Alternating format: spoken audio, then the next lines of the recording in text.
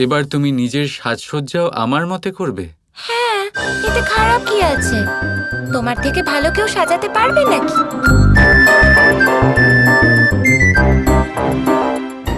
বলো, কি পরবো? এটা, এটা, এটা। ঠিক আছে।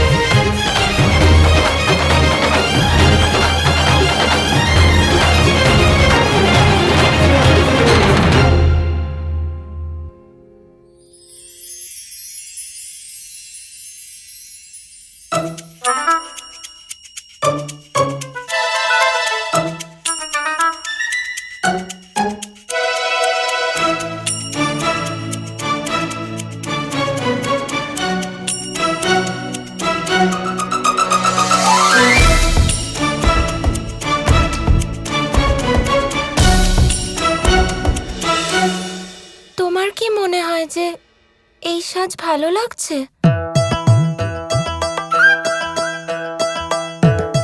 আমার মতে তো খুব সুন্দর লাগছে, কিন্তু তাও তুমি তাই করো যা তোমার ঠিক মনে হয়। তবে আমার তো অসাধারণ লাগছে। ঠিক আছে, যদি তুমি বলো এটা সুন্দর, তাহলে নিশ্চয়ই সুন্দর লাগছে আমাকে।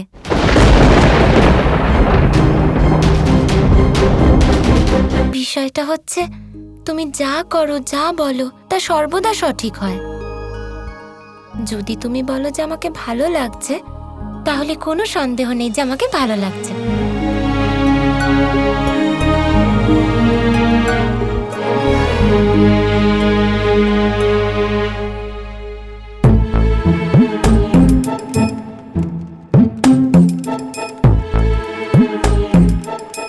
রাধা, প্রণাম মা। আরে রাধা, শোনো।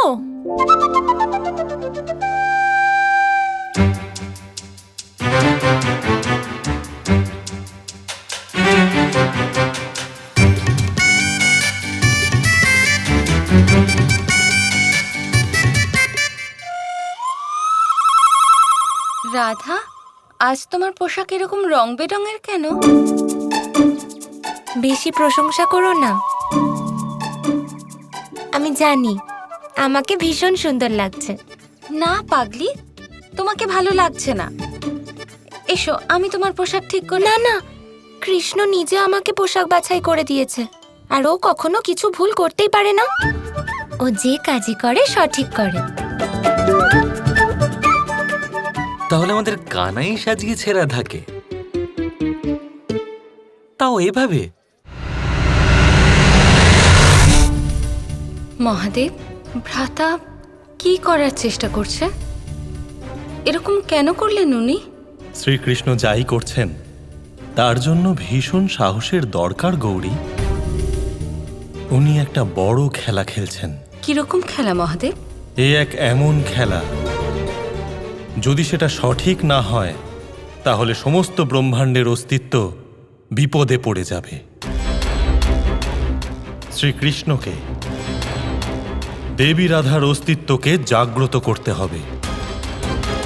শুদ্ধ আর পবিত্র প্রেমকে জাগ্রত করতে হবে, আর এই সব ওনাকে দ্রুত সম্ভব করতে হবে।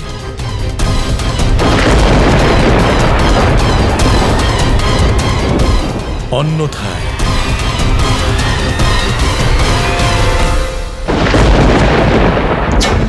কি কেশেরও মৃত্যু হয়েছে? পোতনা, বকাসুর, হরাসুর, জমাসুর, অরিষ্টাসুর, আর এবারে কেশী। একের পর এক আমার পাঠানো অসুরদের ওই কৃষ্ণ বিনাশ করেছে। আমরা তো এটাই ভুল করছি মহারাজ। এক এক করে নয়, আমাদের এই সব অসুরী শক্তি একসাথে পাঠাতে হবে। না অক্রূর, এখন অসুর দিয়ে কাজ হবে না। ওই কৃষ্ণ ছলবাজ, ও ছলনা করে। ওর মৃত্যুলোকে আসার উদ্দেশ্য শুধু ওই রাধাকে শুদ্ধ করা বা আমার অন্ত করা নয়, অন্য কিছু। আমাকে ওর উদ্দেশ্য আর ওর পুরো ফন্দি ভালোভাবে জানতে হবে। এবারে ওই কৃষ্ণর ফন্দি বোঝার জন্য এই কংস ওই কৃষ্ণের মতো করেই ভাববে। এটা তুমি কি করেছো কানাই? এ কি রকম বিচিত্রভাবে সাজিয়েছো তুমি রাধাকে? আরে কানাই যখন নিজের রাধাকে সাজায় না, তখন এই সমস্ত সংসার তার রূপ দেখে। কোথায় গেল তোমার সেই প্রেম? প্রেম? আজও আমি ভালোবেসে রাধাকে সাজিয়েছিলাম দাদা, কিন্তু এই সজ্জা প্রেম দেখাবার জন্য নয়, প্রেম বোঝাবার জন্য ছিল। আর এমনিতেও এই সাজ একদিনের জন্যই। আজ যাই হয়ে থাকুক, তা কখনো না কখনো রাধার মনে নিশ্চয়ই বাঁধবে। রাধা কখনো তা স্বীকার করবে না। রাধাকে কৃষ্ণ যাই বলবে সে তা ব্রহ্মবাক্য বলে মেনে নেবে। ওর অনুসারে কৃষ্ণ কখনো কিছু ভুল করতেই পারে না। দাদা, রাধা অগ্রসর হয়েছে সেই পথে যেখানে সে কৃষ্ণ হতে চায়, কিন্তু এটা সেই পথ যা ওকে নিজের কৃষ্ণের থেকে, স্বয়ং নিজের থেকে, প্রেমের থেকে দূরে নিয়ে যাচ্ছে।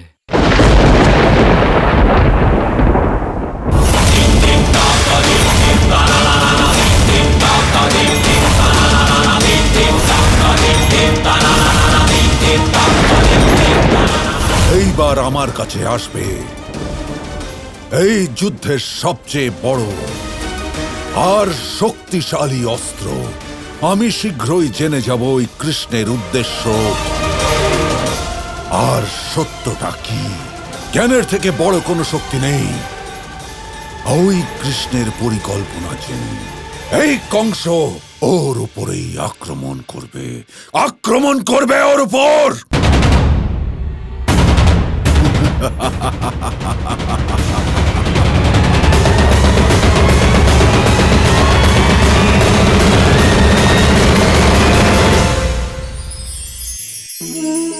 এই জলধারা দেখছেন আপনি?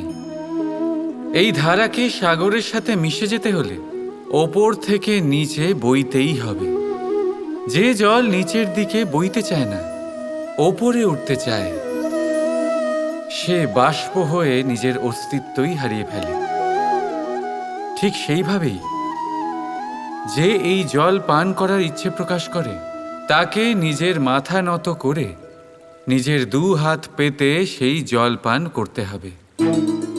যে মাথা নত না করে এই জল পান করতে চায়, তাকে তৃষ্ণার্ত হয়েই ফিরতে হবে। এবার এই ভুল করেন সেই সব মানুষ যারা প্রেম পাওয়ার মনে ইচ্ছে রাখেন, সেসব মানুষ যারা প্রেম পেতে তো চান, কিন্তু প্রেমের সম্মুখে মাথা নত করতে চান না। এই সম্ভব নয়। যদি আপনি সত্যি প্রেম পেতে চান, তাহলে তার সম্মুখে নত হতে হবে, সম্পূর্ণভাবে সমর্পণ করতেই হবে। তবেই পাবেন এই প্রেম। তাই মনে রাখবেন, প্রেমের এই মিষ্টি জল পান করার জন্য আপনাকে এই জল শ্রদ্ধা আর স্নেহের সাথে পান করতে হবে। রাধা রাধা। এই চন্দ্রা বলিও না, কখন বলেছিলাম গাছে জল দিতে, এখনো দেয়নি। প্রথমে নিজেই বলে যে গাছে আমি জল দেব, তারপর নিজেই নিজের কাজ মনে রাখতে পারে না। সে তো কৃষ্ণ আমাকে ক্রোধমুক্ত করে দিয়েছে, নয়তো খুব বকতাম আমি ওকে। এটা আবার কি রকম উপায়? চিঠি দেওয়া।